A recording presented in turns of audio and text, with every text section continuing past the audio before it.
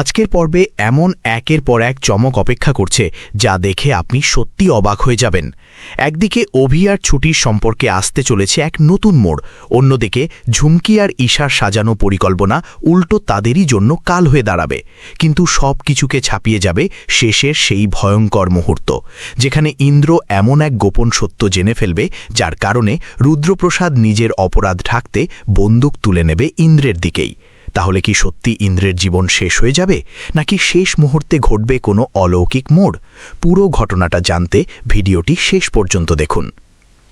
গল্পের শুরুতেই দেখা যায় ঝুমকি আর ঈশা নতুন এক ষড়যন্ত্র নিয়ে হাজির হয়েছে। তাদের উদ্দেশ্য একটাই, ছুটিকে অপমান করা। তারা আগেই এমন একটি পোশাক রেখে দিয়েছিল যা পরে ছুটি অভির সামনে আসে কিনা সেটাই পরীক্ষা করতে চায়। শুধু তাই নয়, পুরো ঘটনাটা মোবাইলে ভিডিও করে পরে সবার সামনে ছড়িয়ে দেওয়ার পরিকল্পনাও করে তারা। নিজেদের পরিকল্পনা নিয়ে ভীষণ আত্মবিশ্বাসী ঝুমকি আর ঈশা দরজার আড়ালে লুকিয়ে পড়ে, আর ঠিক সেই সময় সেখানে এসে পৌঁছে অভি। ঘরে ঢুকেই সেই ছুটিকে ডাকতে থাকে। ছুটি ভেতর থেকে একটু অপেক্ষা করতে বলে, তারপর ধীরে ধীরে দরজা খুলে দেয়। দরজা খোলার পরের দৃশ্য দেখে অভি যেন এক মুহূর্তের জন্য বাকরুদ্ধ হয়ে যায়।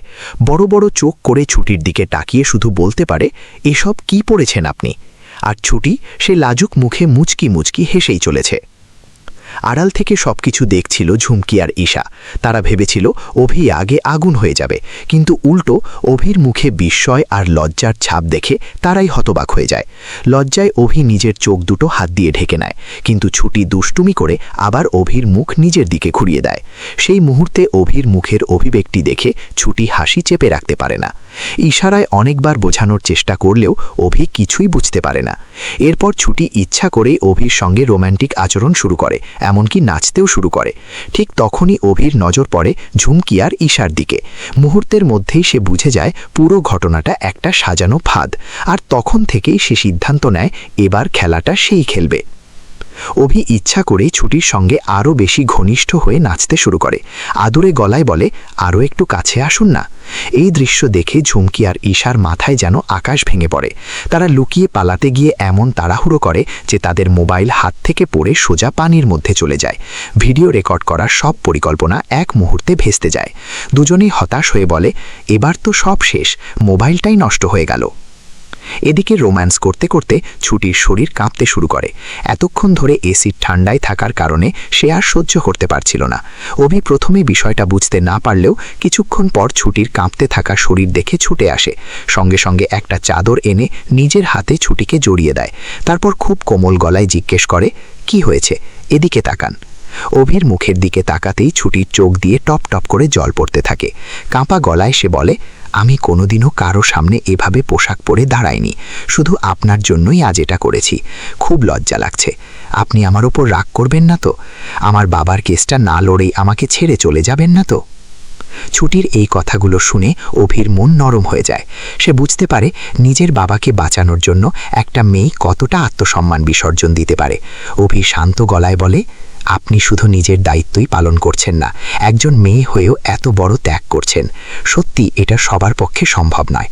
কথাগুলো শুনে ছুটি আর কিছু বলতে পারে না, শুধু চুপচাপ অভির দিকে তাকিয়ে থাকে। দুজনের চোখের ভাষাই যেন অনেক অজানা অনুভূতির কথা বলে দেয়। পরদিন সকাল হতেই নতুন নাটক শুরু হয়। অভি নিচে নেমে কফি চাইতেই সবাই অবাক হয়ে দেখে ঝুমকি আর ঈশা সারাক্ষণ নিজেদের শরীর চুলকাচ্ছে। সারা রাত বাথরুমে লুকিয়ে বসে থাকায় মশার কামড়ে তাদের অবস্থা একেবারে খারাপ। ঠাম্মি অবাক হয়ে জিজ্ঞেস করেন, তোরা সারা রাত কোথায় ছিলি? এই অবস্থা হলো কি করে? কিন্তু লজ্জায় কেউ কোনো উত্তর দিতে পারে না। ঠিক তখনই অভি সব সত্যিটা সবার সামনে ফাঁস করে দেয়। সে বলে, এরা সারা রাত আমাদের বাথরুমে লুকিয়েছিল, আমরা কি করি সেটা দেখার জন্য। কথাটা শুনে পুরো পরিবার স্তব্ধ হয়ে যায়। অভির মা ঈশাকে ধমক দিয়ে বলেন, ছি, তুমি আমার মেয়ে হয়ে এমন কাজ করলে? এরপর অভি স্পষ্ট জানিয়ে দেয় ঝুমকির আর এই বাড়িতে কোনো জায়গা নেই। সে ছুটিকে বলে, আপনি পারবেন ওকে বাড়ি থেকে বের করে দিতে? প্রথমে ছুটি একটু ইতস্তত করলেও শেষ পর্যন্ত সাহস করে ঝুমকিকে বাড়ি থেকে বের করে দেয়। এই দৃশ্য দেখে সবাই অবাক হয়ে যায়। অভি তখন ছুটিকে ধন্যবাদ জানিয়ে বলে, আপনি ঠিক কাজটাই করেছেন। অন্যদিকে পরিস্থিতি আরও ভয়ঙ্কর দিকে এগোতে থাকে।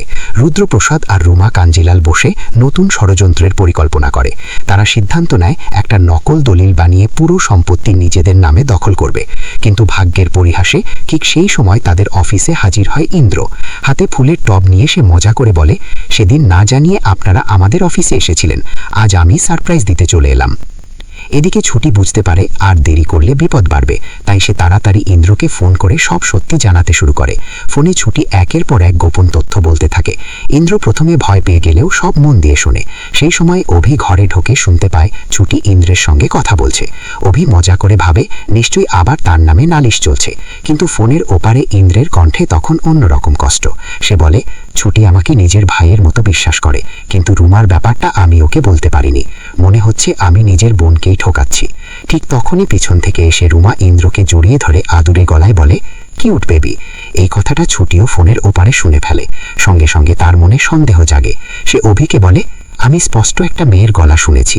কিন্তু অভি উল্টো ইন্দ্রকে নিয়ে সন্দেহ করতে শুরু করে।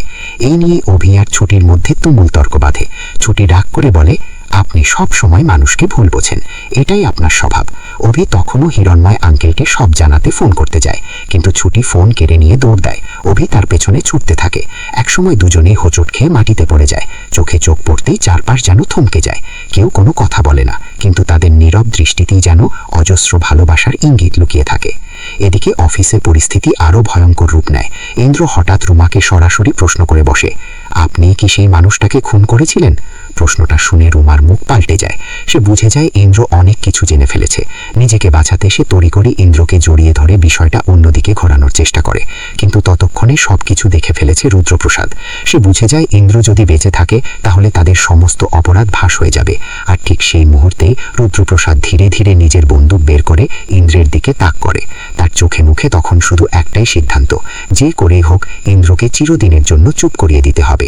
তাহলে কি সত্যি রুদ্রপ্রসাদ গুলি চালাবে? ইন্দ্র কি মৃত্যুর মুখ থেকে ফিরে আসতে পারবে, নাকি এই ঘটনাই গল্পের মোড় পুরোপুরি বদলে দেবে? সেই উত্তর মিলবে আগামী পর্বে।